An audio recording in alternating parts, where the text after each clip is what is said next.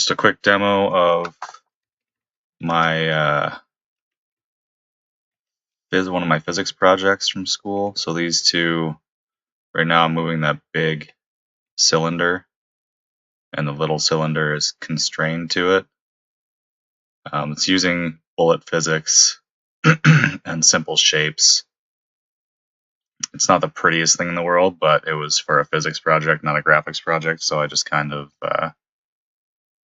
did the physics portion. They're kind of freaking out right now. So this is just a normal sphere. I can move it around and then collide with these boxes, and the boxes will fall. Push them out of the way.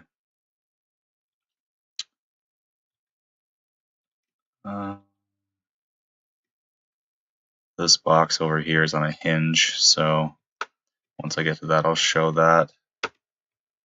This right here, this cone is on a slider. The dimensions aren't exactly right for the cone. That's why it went inside the box a little bit. But I think it's just because it's not, the height isn't exactly right. So it just slides back and forth between the walls. Okay, and this is just a tinier sphere. Just a bigger one.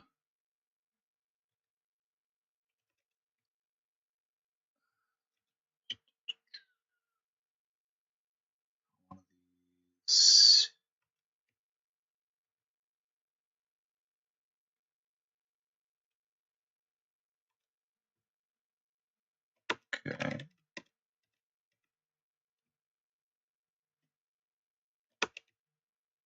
Okay, so this is the box on the hinge. As you can see, it goes around in circles.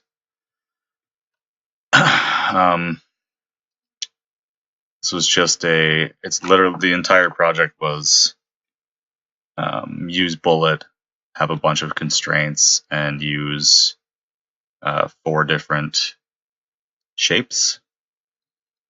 So I used 5 shapes, and I think I did 4 constraints or 5 constraints.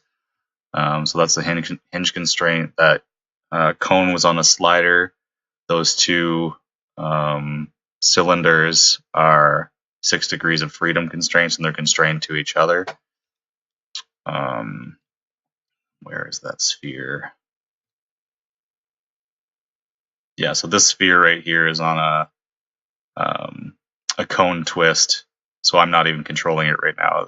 I can move it out, like I'm moving it outside right now, and then once I stop pushing it out, it'll twist back in. Yeah, see, I'm not controlling that at all. That's what the cone twist does.